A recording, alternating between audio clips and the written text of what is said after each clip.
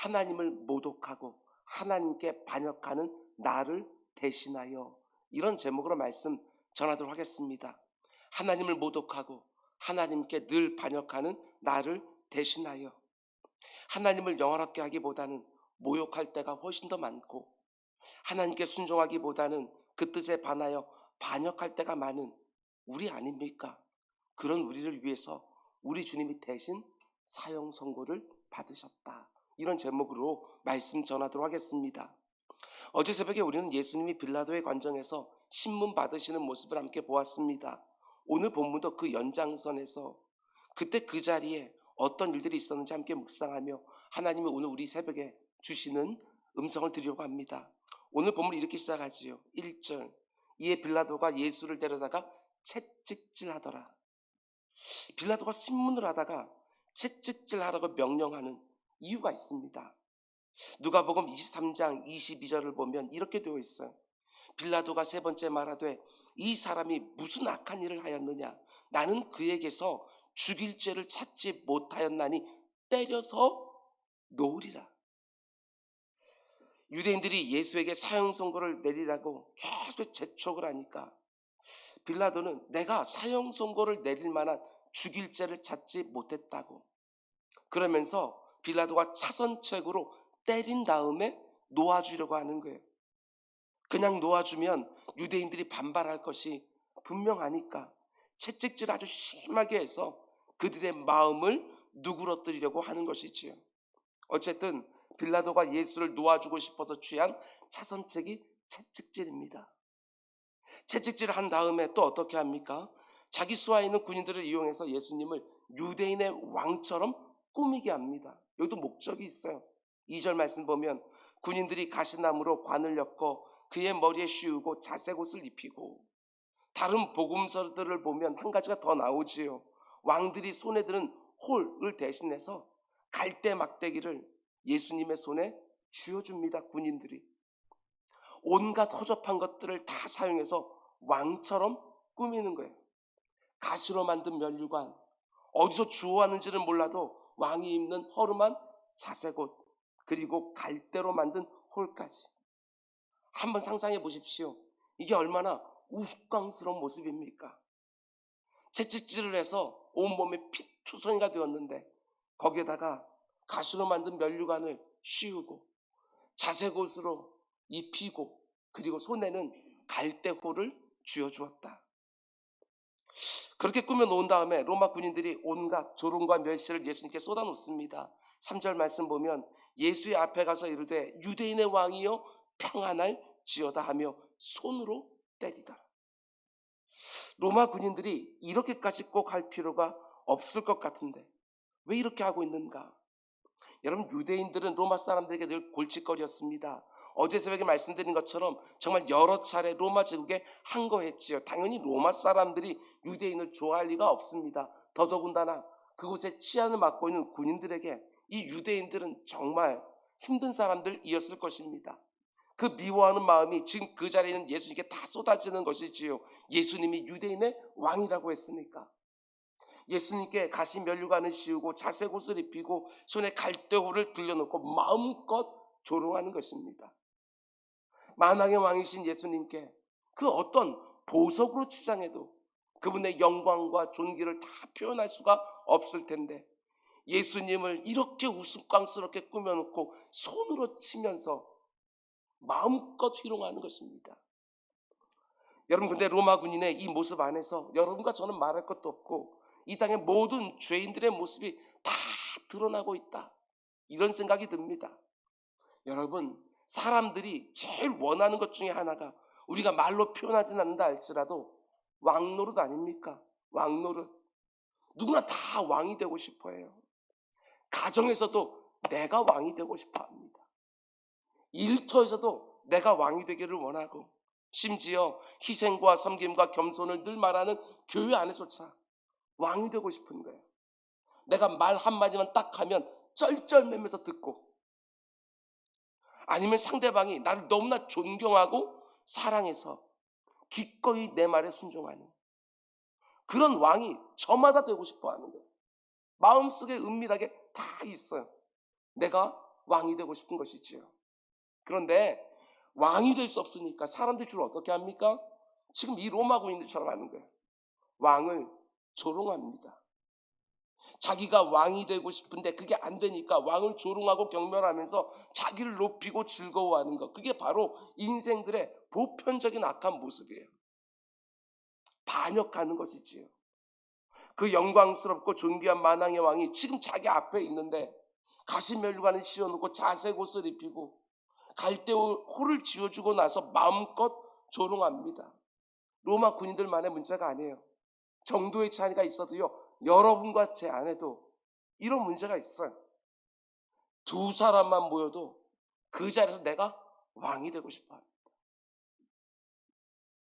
내 힘으로 윽박질러서 내가 왕이 되든지, 나를 좋아하게 돼서 내 마음대로 움직이고 싶어 하든지, 내가 말만 하면 그 사람이 인정해주고 지지해주고 따라주고 순종해주길 원하는 것이지요. 그게 안 되면 그 사람을 끄집어내리려고 하고 조그마한 흠집이라도 참으면 비난하기 시작하는 거예요. 어떻게든 그 사람을 나보다 못한 사람으로 만들어야 내가 행복해져. 내게도 이런 모습이 있지 않습니까? 솔직히 모든 권세는 가정에서든지 아니면 이 나라와 이 민족들이 이 사회에서든 교회에서든지 모든 권세는 하나님이 허락하신다. 분명히 말해놓고 있음에도 불구하고 우리의 마음 가운데 늘 반역하고 싶은 마음들이 있어서 끌어내리고 비난하고 어떻게든 내가 그 사람보다 더 나은 것처럼 보이게 하려고 하는 게 부부 사이에서도 마찬가지 아닙니까? 부모와 자녀 사이에서도 마찬가지라는 것입니다. 오늘 본문에 나오는 이 로마 군인들의 모습을 이 새벽에 상상해 보면서 내 안에도 있는 누군가에게 왕이 되고 싶어하는 마음, 남편에게, 아내에게, 자녀에게, 동료들에게, 그리고 교우들에게 내가 왕이 되고 싶어하는 마음이 혹 내 안에 은밀하게 깃들어 있다면 그게 얼마나 어리석고 악한 것인 줄 깨닫고 그것까지 내어놓고 종이 되어 섬기는 마음, 내게 꼭 허락해달라고 기도하는 새벽이 되기를 주님의 축원드립니다. 여러분, 근데 군인들이 이렇게 우스꽝스럽게 꾸며놓은 예수님을 데리고 빌라도가 어떻게 합니까? 밖으로 데리고 나갑니다. 밖에 유대인들이 있잖아요. 그들은 유월절 앞두고 자기 몸이 더럽혀지지 않기 위해서 지금 관정 밖에 있거든요. 밖에 있는 유대인들에게 예수를 그 꼴로 만들어 놓고 데리고 나갑니다.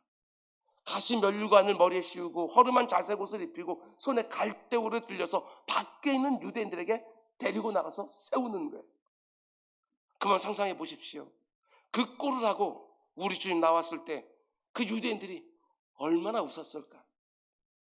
채찍질을 당해서 피투성이가 되어 마치 광대처럼 꾸며놓고 그 앞에 세웠을 때 유대인들이 저 예수 좀 보라고 손가락질하면서 서로의 얼굴을 보면서 얼마나 행복해했을까. 아니, 우리 주님의 마음은 어떠했을까.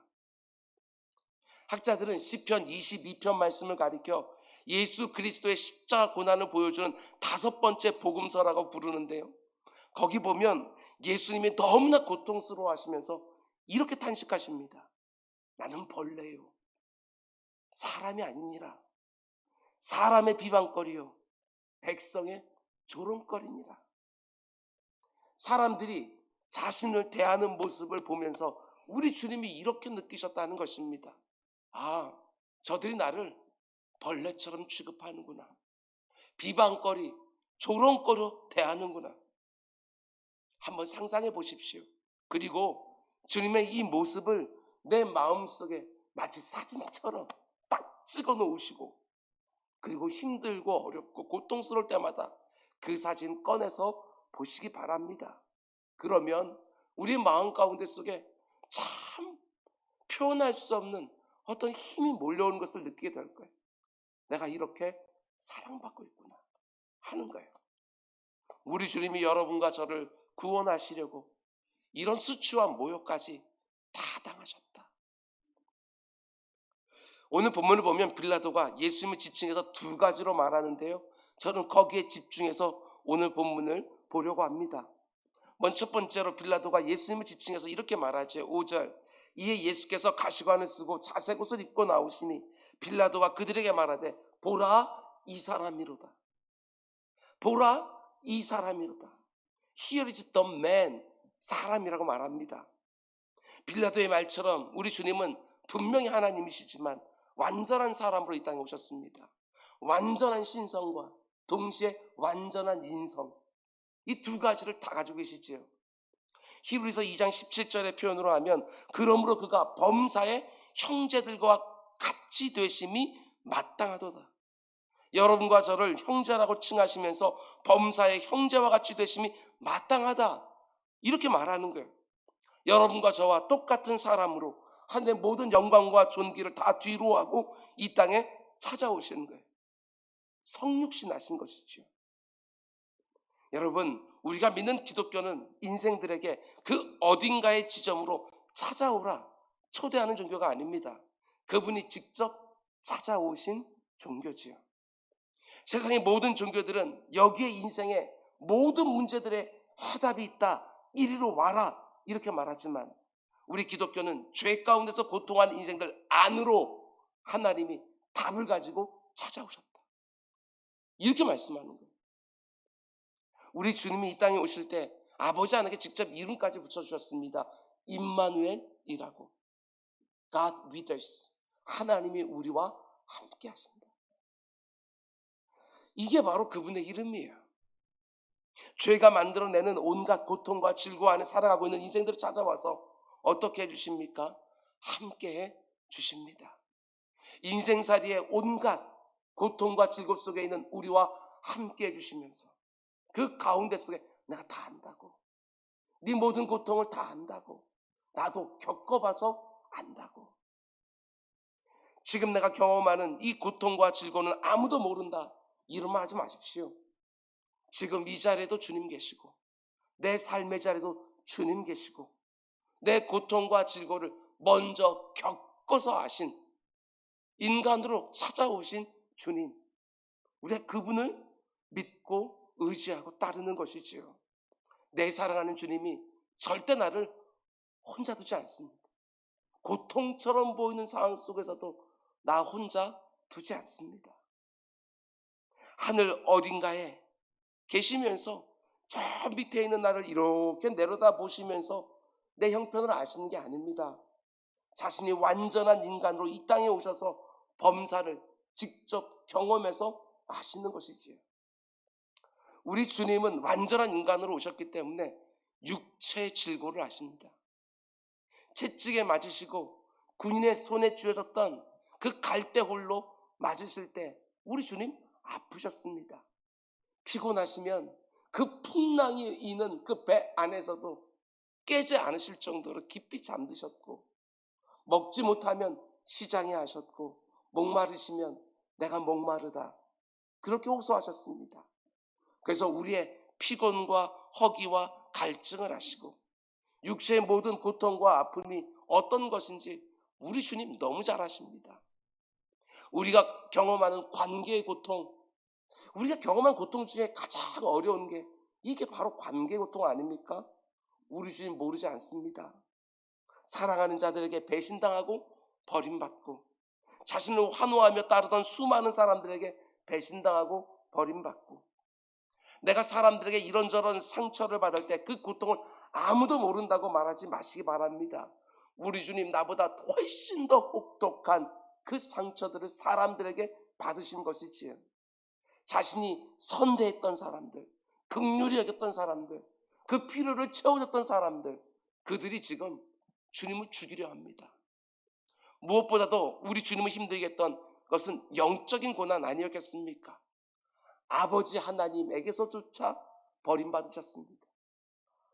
영원 전부터 아버지와 하나였던 그 아들이 분리되어 그 가운데 버림을 받습니다.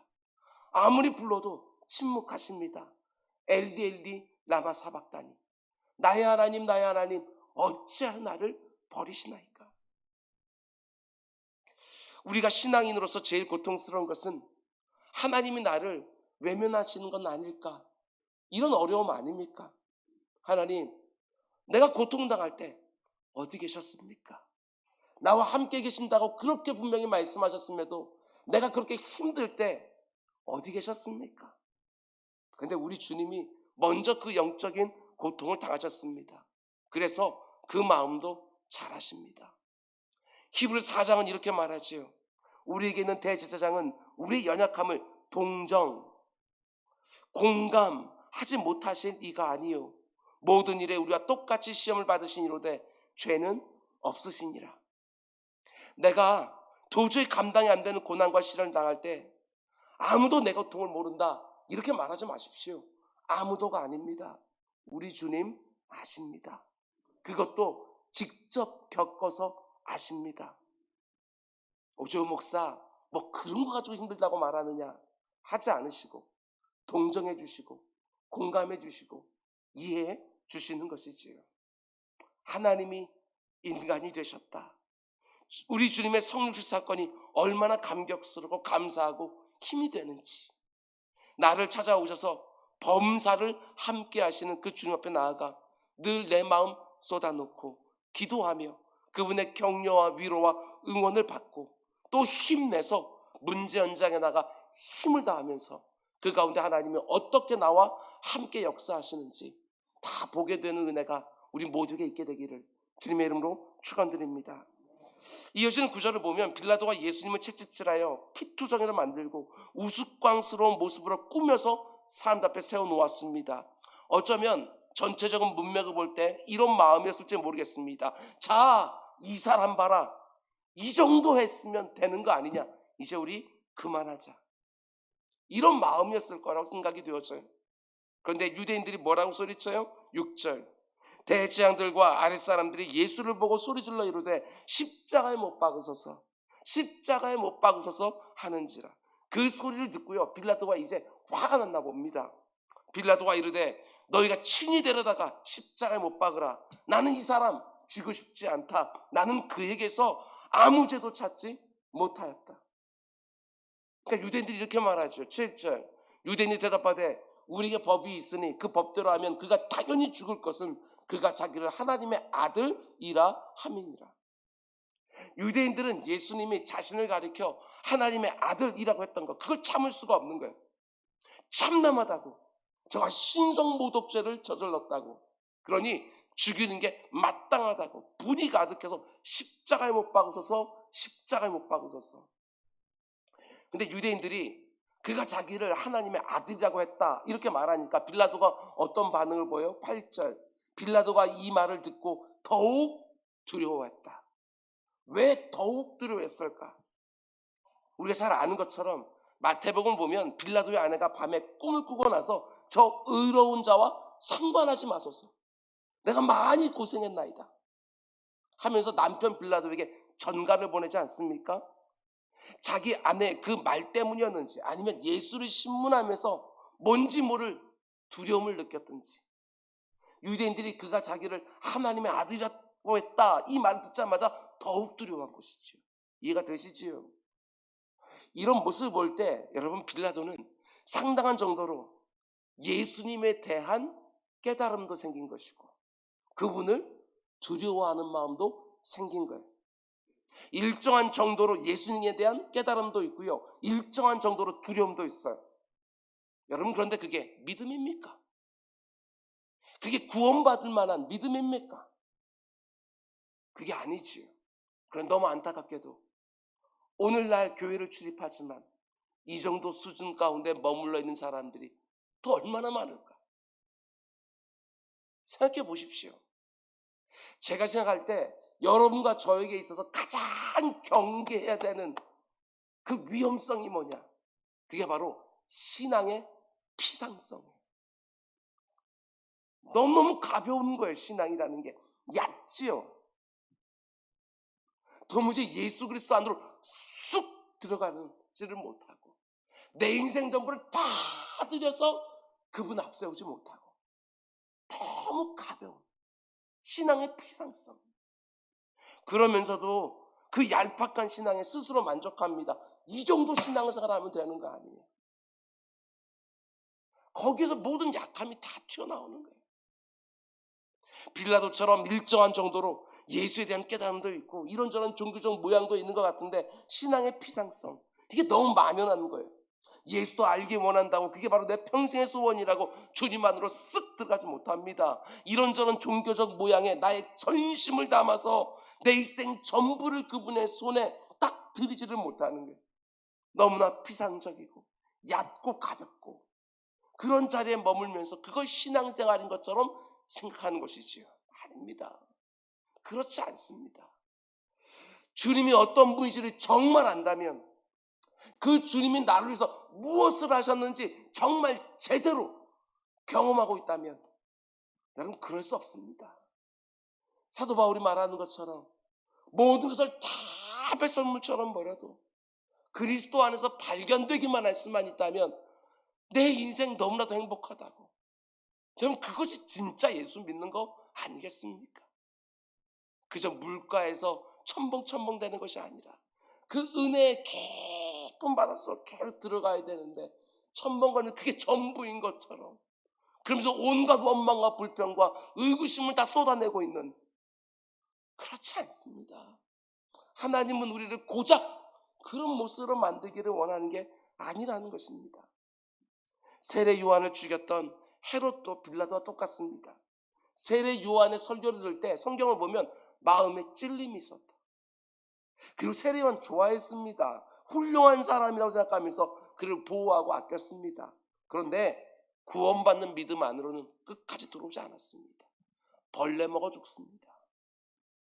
오늘날 이런 성도들이 얼마나 많을지, 일정한 정도로 예수님에 대해 알기는 하지만 일정한 정도로 종교적 모습도 보이긴 하지만 예수 안으로 들어오지를 않습니다. 그 신앙이라는 것이 너무나 피상적이고 너무나 얕은 것이지요. 우리 주변에 있는 많은 분들이 있습니다. 그리고 나 역시도 그런 면들이 있습니다. 내 모습 꼭 점검하면서 이 고난주간 가운데 하나님 더 진지하길 원합니다. 더 진실하길 원합니다. 더 깊은 곳으로 들어가길 원합니다. 사모한 우리 모두가 되길 주님의 이름으로 축원드립니다. 이어지는 구절을 보면 빌라도가 예수를 놓아주려고 하는 게 딱 느껴지니까 유대인들이 이제 뭐라고 소리칩니까? 12절, 이러함으로 빌라도가 예수를 놓으려고 힘썼으나 유대인들이 소리질러 이르되 이 사람을 놓으면 가이사의 충신이 아니니이다. 무릇 자기를 왕이라 하는 자는 가이사에게 반역하는 것이니이다. 유대인들이 얼마나 가증스러운지 보십시오. 그렇게 로마 제국에 대하여 항거를 하고 로마 황제를 증오했던 유대인들인데 지금 뭐라고 말해요? 당신 예수를 풀어주면 가이사의 충신이 아니라고, 가이사에게 충성하라고. 참 악하지요. 예수를 죽이기 위해서 수단 방법을 가리지 않습니다. 여러분 로마 역사를 보면 빌라도는 그 당시에 굉장히 큰 위험 가운데 있었습니다.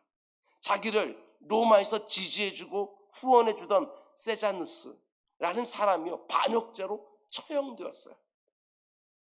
빌라도가 예루살렘에 그 총독으로 올 수 있었던 것도요 세자누스의 추천이 있었어요.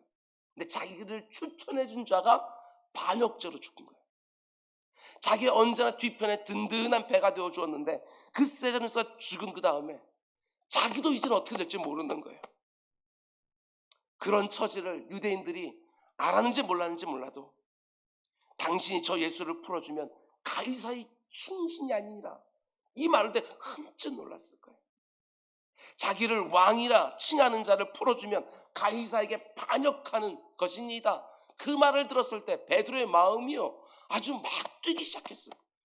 빌라도의 마음이 아주 막 뛰기 시작했을 거예요. 그래서 13절 말씀 보십시오. 빌라도가 이 말을 듣고, 이해가 되시지요? 이 말을 듣고 예수를 끌고 나가서 돌을 깐 뜰에 있는 재판석에 앉았다고. 그런 말을 들으니까 이제 더 이상 주저하지 않고 어떻게 합니까? 예수 그리스도에게 제 죄가 없다는 걸 알면서도 사형을 언도하는 것입니다. 요한복음엔 잘 나오지 않지만 다른 복음서를 보면 빌라도가 그 말을 딱 듣고 곧바로 재판석에 앉아 예수님께 사형을 언도하는 모습을 보게 되어져요.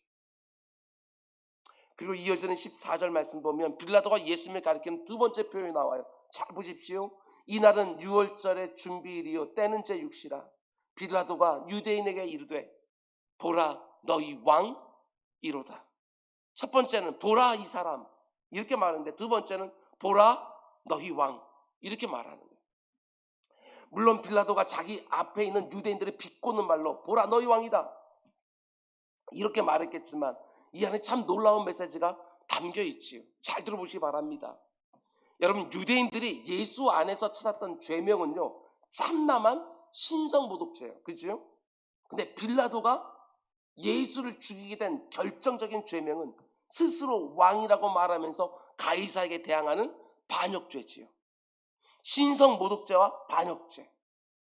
우리 주님이 사형언도를 받으시고 십자가 달리시는 이유가 바로 거기에 있어요. 근데 이걸 꼭 보셔야 돼요. 신성모독죄와 반역죄, 그게 바로 여러분과 저를 포함한 모든 인생들의 대표적인 죄명이라는 거.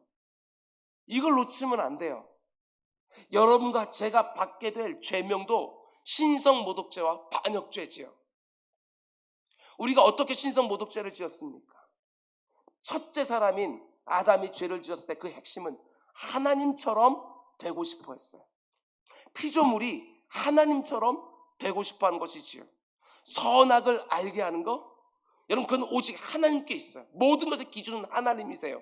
그런데 내가 직접 선과 악을 구분하고 싶어 하는, 그 나무의 실과를 따먹고 하나님처럼 되고 싶어 한 것입니다. 감히 피조물이 자기가 하나님인 것처럼 주장하며 사는 것이지요. 우리도 그렇지 않습니까? 내 생각, 내 판단, 내 경험, 내 주장 절대로 꺾으려고 하질 않아요. 아무리 하나님이 안 돼 라고 말씀하셔도 먹음직하고 보암직하면 내 마음대로 다 해요. 하나님의 하나님 되심을 인정하지 않는 것, 그리고 내가 하나님처럼 행하는 것, 그게 신성모독죄가 아니고 무엇입니까? 우리가 어떻게 반역죄를 지었습니까? 왕신 하나님이 내게 명령하시는데 내가 얼마나 고집스럽습니까? 도무지 순종하지 않을 때가 얼마나 많습니까? 왕신 하나님이 내 삶을 인도하시는데 그분은 절대로 실수가 없는 분이신데 내 마음에 그 인도하심이 마음에 안 들면 원망하고 불평하고 거스르고 반역하기를 좋아하는 악한 습관이 뼛속까지 깃들어 있는 것이지요. 이게 반역죄가 아니고 또 무엇이겠습니까? 피조물이 창조주의 명령에 살지 않습니다. 이 부분 잘 보셔야 돼요. 지금 주님은 여러분과 제 대신 재판을 받고 사형 언도를 받고 계시는 거 아닙니까? 나를 대신해서 장차 있을 하나님의 재판석을 보여주는 거예요. 하나님의 재판석 앞에 우리 주님 변호인으로 딱 서셔서 내 대신 신문 받으시고 재판 받으시고 사형을 언도 받으시고 아버지께 내가 저 사람의 죄를 대신하여 다 감당했다고, 내가 나중에 하나님의 심판대 앞에 섰을 때 자 보라고, 네가 나를 이렇게 모욕하지 않았냐고, 네가 나를 이렇게 반역하지 않았냐고, 하나님 추궁하실 때 내가 입이 10개라도 단 한마디 할 수 없는 나를 위하여 우리 주님 내 대신 신문 받으시고 재판 받으시고 하나님의 사형 선고를 받으시고 십자가로 오르시는 거예요. 그래서 여러분과 제가 어떻게 된 것입니까? 이사야 선지자가 우리 주님에 대하여 말한 것처럼 그가 찔림은 우리의 허물 때문이요, 그가 상함은 우리의 죄악 때문이라. 그가 징계를 받음으로 내가 평화를 누리고 그가 채찍에 맞음으로 내가 나음을 받았도다. 나는 양 같아서 그릇 행하여 늘 내 길로 갔지만 하나님께서는 우리 모두의 죄악을 그에게, 자신의 아들에게 담당시키셨다. 이 말씀 그대로 죄의 싹슨 사망, 내가 죄를 지어서 내가 죽어야 되는데 죄가 전혀 없어진 그분이 내 대신 죽어서 내가 살게 된 것이지요. 지금 주님이 내 대신 재판을 받으시고 내 대신 신문을 받으시고 내 대신 사형성을 받으셨기 때문에 여러분, 우리는 하나님의 심판대 앞에 서지 않습니다. 그 심판대 앞에서 유죄하고 사형언도를 받지 않습니다. 그 가운데 죄가 덕지덕지 있음에도 불구하고 예수 그리스도의 보혈로 덮여져서 네가 의롭다 인정을 받고 그 가운데 속에 하나님의 심판정에서 유유히 나와 그분의 영원한 복락의 나라로 들어가게 되는 것이지요. 이 사실을 그 어느 때보다 더 깊이 묵상하고 있는 이 고난 주간에 여러분, 우리 또 한번 다짐합시다. 내가 다시는 하나님의 이름을 모독하며 살지 않겠다고. 내가 다시는 하나님의 말씀을 거스르며 반역하지 않겠다고. 왕이신 하나님의 인도하심에 끝없이 불평과 원망을 있다는 자리를 떠나서 이제는 감사하며 순종하며 살겠다고. 우리 또 한번 다짐합시다. 그 다짐이 분명히 또 깨어지겠지만 그래도 다짐조차 안 하면 어떻게 내 삶 속에서 그분께 받은 은혜와 사랑이 조금이라도 표가 나겠습니까? 또 실패하면 또 다짐하는 것이지요. 또 다짐하면서 나와 함께 하시는 그분의 도우심을 구하는 것이지요.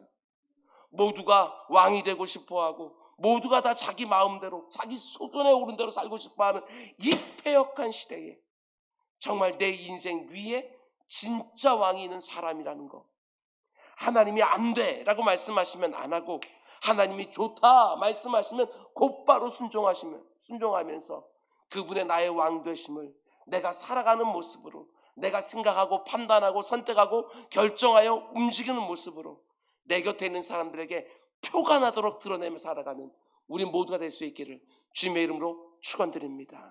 우리 기도하겠습니다. 사랑해 주님.